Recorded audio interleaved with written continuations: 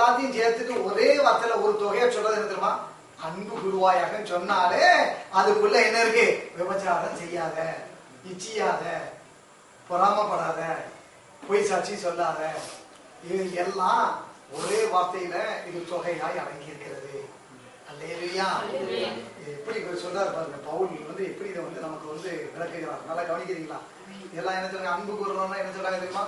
எல்லாம் பாருங்க, நான் ஐ லவ் மை மம்மி அப்படிங்கிறாங்க. ஏன்னா மம்மி ஐஸ்கிரீம் வாங்கி கொடுத்தா அது ஒரு அன்புன்னு நினைக்கிறாங்க. கிடையாது. ஐஸ்கிரீம் வாங்கி கொடுக்குற அன்பு வேற. கேட்டீங்களா? இது இதுல இந்த அன்பு சொல்றது வேற. இது ஆவிக்குரிய சட்டத்துல வர்றது. இது என்ன பண்றாங்க? எனக்கு ஐஸ்கிரீம் வாங்கி கொடுத்து எனக்கு அன்பே நீங்க காட்ட மாட்டேங்கிறீங்களா அப்படிங்கிறாங்க. சில பேருக்கு காசு பணம் கொடுக்கலன்னா அன்பு இல்லைன்னு நினைக்கிறாங்க. காசு கொடுப்பது அல்ல அன்பு. அல்லேலூயா.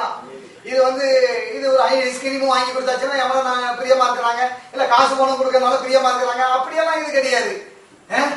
எல்லாம் கவனிக்கிறீங்களா? அப்ப என்ன பாத்தீங்கன்னா, இந்த அன்புங்கிறது இது ஆவிக்குரிய சட்டத்துல எப்படி சொல்லி எல்லாம் செய்யாத செய்யாத செய்யாத, விபச்சாரம் பண்ணாத, வேசித்தனம் பண்ணாத, இச்சியாத, பொய் சாட்சி சொல்லாத, களவு செய்யாத, இதெல்லாம் சொல்லிட்டு போறது. இதெல்லாம் சொல்லிட்டு இது தொகை எல்லாம் சேர்ந்து ஒண்ணு அன்பு கூறுவாயன்னு சொன்னாலே இதெல்லாம் செய்யாத. அப்ப அன்பு கூறுகிறவன் எப்படி இருப்பான்? இதெல்லாம் செய்ய மாட்டான். அந்த அன்பு மேலான அன்பு. அல்லேலூயா. கவனிக்கிறீங்களா? அந்த அன்பு அதத்தான் சொல்றாரு. அடுத்தது சொல்றாரு, இந்த அன்பு எப்படி இருக்குன்னு கேட்டீங்கன்னா, அன்பானது பிறனுக்கு பொல்லாங்கு செய்யாது, பிறனுக்கு பொல்லாங்கு செய்யாது. அன்பு நியாய பிரமாணத்தில் நிறைவேறுதலாய் இருக்கிறது. போதும். இந்த அன்பு பிறனுக்கு என்ன செய்யாது? பொல்லாங்கு செய்யாது. அதான் பொய் சாட்சி சொல்லாது, களவு செய்யாது, அல்லேலூயா, பொறாமப்படாது.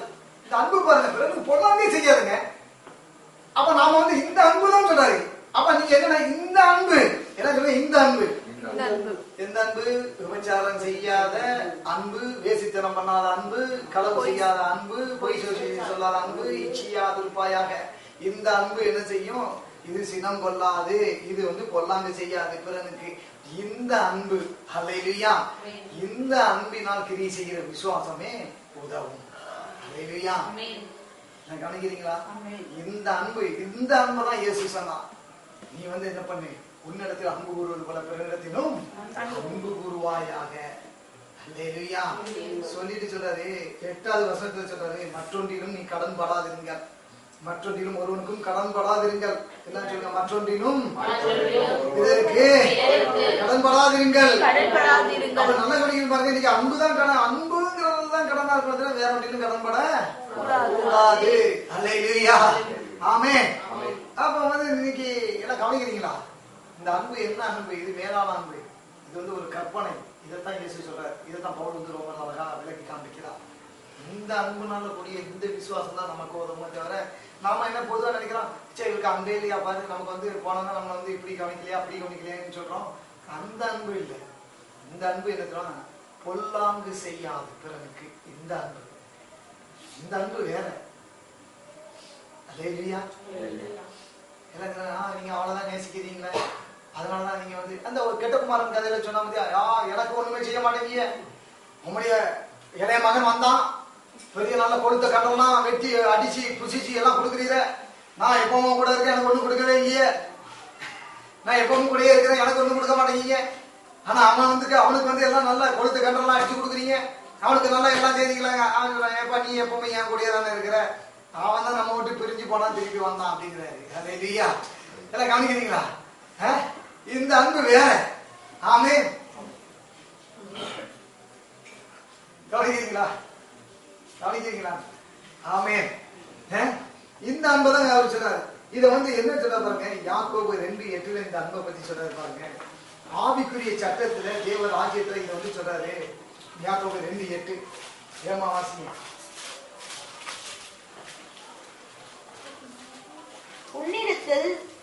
உன்னிடத்தில் நீ அன்பு கூறுகிறது போல பிறனிடத்திலும் அன்பு கூறுவாயாக என்று தேவ வாக்கியம் சொல்லுகிற வேத வாக்கியம் சொல்லுகிற ராஜரீக பிரமாணத்தை நீங்கள் நிறைவேற்றினால் நன்மை செய்வீர்கள். சரி, இங்கே அவர் சொல்றாரு, யாக்கோபு எழுதுகிறார், உன்னிடத்தில் நீ அன்பு கூறுகிறது போல பிறனிடத்திலும் அன்பு கூறுவாயாக என்று வேத வாக்கியம் சொல்கிற ராஜரீக பிரமாணத்தை நீங்கள் நிறைவேற்றினால் நன்மை செய்வீர்கள்.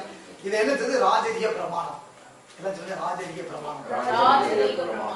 இது இந்த பிரமாணம் அன்புங்கிறது வந்து அவர் அழகா சொல்றாரு. அது ஆங்கிலத்தில் the royal law of God's kingdom. The royal law of God's kingdom. அல்லேலூயா. ராஜரீக பிரமாணம். இதற்காக அவர் சொல்றாரு பாருங்க. எனவே இன்னைக்கு வந்து அன்பு வந்து இன்னைக்கு God is love. God is love. அப்ப யோவான் வந்து எழுதும்போது 1 யோவான்ல 1ஆம் அதிகாரத்துல 1-2 பாருங்க, ஆதியிலே வார்த்தை இருந்தது, அந்த வார்த்தை தேவன் இருந்தது, அந்த வார்த்தை தேவனா இருந்தது, அதுல அவரோடு கூட இருந்தாருன்னா இருக்கு. இந்த ஆதியிலே வார்த்தை இருந்ததுல பாத்தீங்கன்னா நான் சொன்னேன் ஆதியிலே அன்பு இருந்தது. ஆதியிலே அன்பு இருந்ததுன்னு சொல்லலாம். இதெல்லாம் அந்த வார்த்தை தேவன் இருக்கா, அதுல வார்த்தைலாம் அன்பு போட்டு வாசிக்கலாம். ஆதியிலே அன்பு இருந்தது, அந்த அன்பு தேவனுக்கு இருந்தது, அந்த அன்பு தேவனாய் இருந்தது. அல்லேலூயா. அதான் காட் இஸ் லவ்.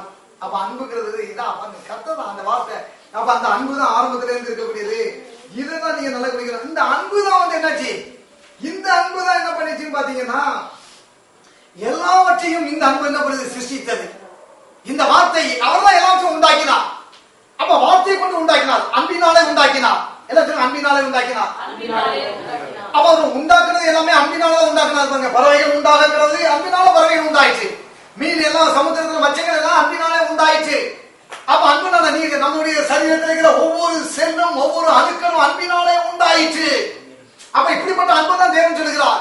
அப்ப இந்த அன்பை பொறுத்து தான் தேவன் சொல்லுகிறார், இந்த அன்பினால் கிரியை செய்கிற விசுவாசம் தான் உதவும் என்று சொல்லுகிறார். அல்லேலூயா. அப்ப என்ன நடக்கு, அதைத்தான் கத்துக்கிட்டா பாருங்க. இது வந்து ஒரு பெரிய 1 கொரிந்தியர் 13:8 வந்து சொல்லப்படுகிறது. ஒரு பெரிய ஒரு கிரேட்டஸ்ட் ஒரு கமாண்ட்மெண்ட் கொடுக்கிறார். 1 கொரிந்தியர் 13:8 என்ன சொல்றாரு பாருங்க. அன்பு ஒரு காலம் ஒழியாது. அன்பு ஒரு காலம் ஒழியாது. ஒழிந்து போம். அந்நிய பாஷைகளானாலும் ஓய்ந்து போம். ஓய்ந்து போம். அறிவானாலும் ஒழிந்து போம். போதுங்க. அல்லேலூயா. அன்பு ஒரு காலம் ஒழியாது. எல்லாம் சொல்லுங்க, அன்பு ஒரு காலம் ஒழியாது. இதுதான் பாருங்க, இந்த அன்பு ஒழியாது. இந்த ஒழியாதது இதைத்தான் கற்று சொல்றது. நீங்க அன்பு கூறுங்கன்னு சொல்லி சொல்றாரு. பிள்ளைகள் பாருங்க, ஏதாவது வாங்கி கொடுத்தா நல்லா அன்பா இருக்கும். ஒண்ணு வாங்கி கொடுக்கணும்னு வச்சுக்கோங்க, என்ன பண்ணும், மூஞ்சி வச்சுக்கிட்டு போகும். இதான் நடக்கு எல்லா வீட்லையும் இல்லையா. வாங்கி கொடுத்தா போதும் வந்து நல்லா வந்து மூஞ்சி வச்சுக்கணும். அது அப்படிதான், அது வேற மாத்த முடியாது. என்ன செய்யறது, எல்லாத்துக்கும் வாங்கி கொடுத்து எல்லாத்தையும் ஒருத்தருக்கும் வந்து நம்ம ஒவ்வொரு வாரம் ஒருத்தருக்கும் வாங்கி கொடுக்கணும். அது இல்லையா. அப்ப இது என்ன நடக்கு, இந்த அன்பு வந்து சினம் கொள்ளாது. அப்ப என்ன பண்ணணும் தெரியுமா, வீட்டுல ஒருத்தருக்கு ஒரு பிள்ளைக்கு வாங்கி கொடுத்து இன்னொரு பிள்ளைக்கு வாங்கி கொடுக்கலாம்னா அவங்க என்ன செய்யணும் தெரியுமா, என்ன இது மம்மி வந்து அவளுக்கு மட்டும் செய்யறாரு நமக்கு மட்டும் செய்யலையே, அப்படி அது சொல்லாது. அன்பு சினம் கொள்ளாது. அது சினம் கொள்ளாது. சினம் கொல்ல கூடாது. அதான் அன்பு. என்ன, ஓ அண்ணனுக்கு வாங்கி கொடுத்துருக்காங்களா, அப்பா பரவாயில்ல நல்லா இருக்கு, உனக்கு வாங்கி கொடுத்த சைக்கிள் நல்லா இருக்கு, அதுக்கப்புறம் எனக்கும் அடுத்து வாங்கி கொடுப்பாங்க டாடி, அப்படிதான் சொல்லணுமே தவிர ஏன்னா உனக்கு ஒன்று சைக்கிள் வாங்கி கொடுத்தாச்சு எனக்கு ஒண்ணு இல்லையா அப்படியே சண்டை பிடிக்காது. ஏன்னா அன்பு சினம் கொள்ளாது. அல்லேலூயா. அதை அது கொள்ளாங்க செய்யாது, தீங்கு நினையாது. அந்த அன்புல நீங்க வளரணும். நல்லா கவனிங்க, அதைத்தான் அவர் சொல்கிறார். அப்படி இருக்கும்போது நல்லா கவனிங்க, அந்த அன்பை கொடுத்து தான் சொல்லி கொண்டு இருக்கிறார். அந்த அன்புல கடைசியாக நீங்க பாப்பீங்கன்னா அன்பு எப்படி இருக்குன்னு கேட்டீங்கன்னா அது பயத்தை புறம்பே தள்ளக்கூடியதாக இருக்கும். ஆமென். யோவான் 15:9-12 வாசிச்சு நாம் நிறைவு செய்வோம். யோவான் 15:9-12. பிதா என்னில் அன்பாயிருக்கிறது போல, பிதா என்னிலே அன்பாயிருக்கிறது போல நானும் உங்களில் அன்பாயிருக்கிறேன். நானும் உங்களில் அன்பாயிருக்கிறேன். என்னுடைய அன்பிலே நிலைத்திருங்கள். என்னுடைய அன்பிலே நிலைத்திருங்கள். நான் என் பிதாவின் கற்பனைகளை கைக்கொண்டு, நல்லா சொல்லுங்க, பிதாவின் கற்பனைகளை கைக்கொண்டு, கமாண்ட்மெண்ட்ஸ், அவருடைய அன்பிலே நிலைத்திருக்கிறது போல் நீங்களும் என் கற்பனைகளை கைக்கொண்டிருந்தால், நீங்களும் கைக்கொண்டிருந்தால் என்னுடைய அன்பிலே நிலைத்திருப்பீர்கள். என்னுடைய அன்பிலே நிலைத்திருப்பீர்கள். என்னுடைய சந்தோஷம் உங்களில் நிலைத்திருக்கும் படிக்கும், உங்கள் சந்தோஷம் நிறைவாய் இருக்கும் படிக்கும் இவைகளை உங்களுக்கு சொன்னேன். நான் உங்களில் அன்பாய் இருக்கிறது போல நீங்களும் ஒருவரில் ஒருவர் அன்பாய் இருக்க வேண்டும் என்பதே என்னுடைய கற்பனையாய் இருக்கிறது. போதும். இயேசு போகும்போது அழகா சொல்லிட்டு போயிட்டாரு இல்லையா. இந்த அன்பை குறிச்சு தான் மீண்டும் மீண்டும் பாருங்க. நல்லா கவனிங்க, யோவான் கூட அதான் எழுதுகிறார். நான் என்ன பிதாவின் கற்பனைகளை கை கொண்டு அவருடைய அன்புல நான் நிலைத்திருக்கிறது போல நீங்களும் கற்பனைகளை கை கொண்டிருந்தால் என்னுடைய அன்பிலே நிலைத்திருப்பீர்கள். என்னுடைய சந்தோஷம் உங்களை நிலைத்திருக்கும்படிக்கு, உங்கள் சந்தோஷம் நிறைவாய் இருக்கும்படிக்கும் இவைகளை உங்களுக்கு சொன்னேன். சந்தோஷம் நிறைவாய் இருக்கணுங்க. சந்தோஷமாயிருங்க, எப்பொழுதும் சந்தோஷமாயிருங்க. பாடுவோம். சந்தோஷமாயிருங்க, எப்பொழுதும் சந்தோஷமாயிருங்க. உயர்வானாலும் தாழ்வானாலும், உயர்வானாலும் தாழ்வானாலும், சர்வவல்ல தேவன் நம்மோடு இருப்பதால் சர்வவல்லமாயிருங்க, எப்பொழுதும் சந்தோஷமாயிருங்க. சந்தோஷமாயிருங்க, எப்பொழுதும் சந்தோஷமாயிருங்க. அல்லேலூயா. எப்பொழுதும் சந்தோஷமா இருங்க. பக்கத்துல சொல்லுங்க. பீட்டி சொல்றத பார்க்கும் போதே சந்தோஷமா இருக்க சொல்லும் போது தோஷமா இருங்க சொல்ற மாதிரி இருக்கு. ஏதோ தோஷம் அப்படிங்கிற மாதிரி இருக்கு. அங்க சந்தோஷத்தை காணும். சந்தோஷம் அப்படியே போயிட்டு தோஷமா இருக்கு அப்படிங்கிறது. சந்தோஷமா இருங்க சொல்லுங்க. சந்தோஷமா இருங்க. சந்தோஷமா இருங்க.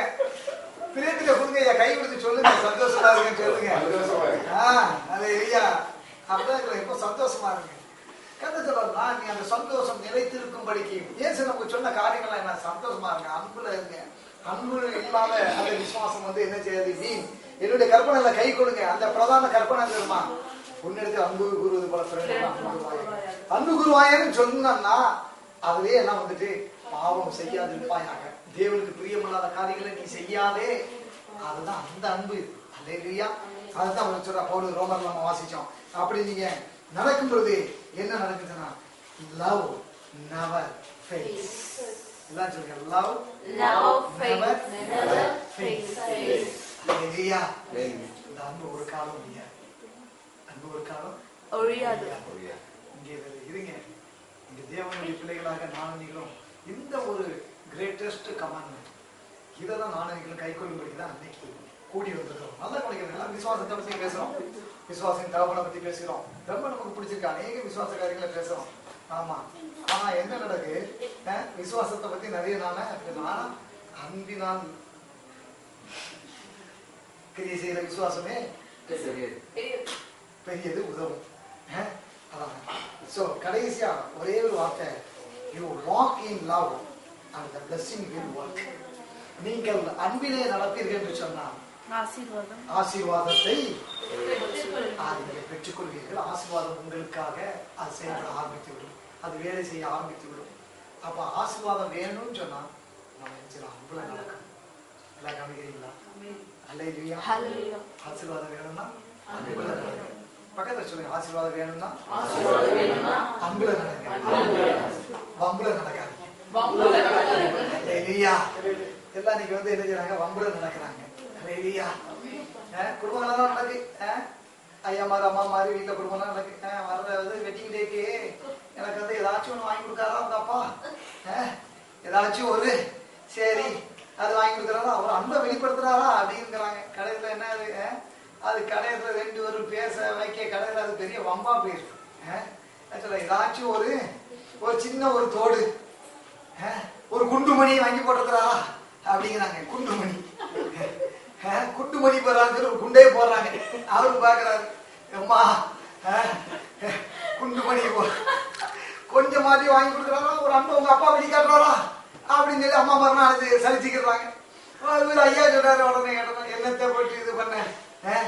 நான் தான் உனக்காக தானே நான் ஓடி படான பட்டி சம்பாத்தியம் பண்ணிட்டு இருக்கிறேன். நான் அந்த குண்டுமணி வாங்கி கொடுத்தா என் அன்பை உனக்கு வெளிப்படுத்தணுமா அப்படின்னு அவரு சொல்றாரு. ஆக நீ எதுக்குறாங்க? எல்லாரும் வாங்கி கொடுக்கறதா அன்புன்னு நினைச்சிட்டு இருக்கிறாங்க.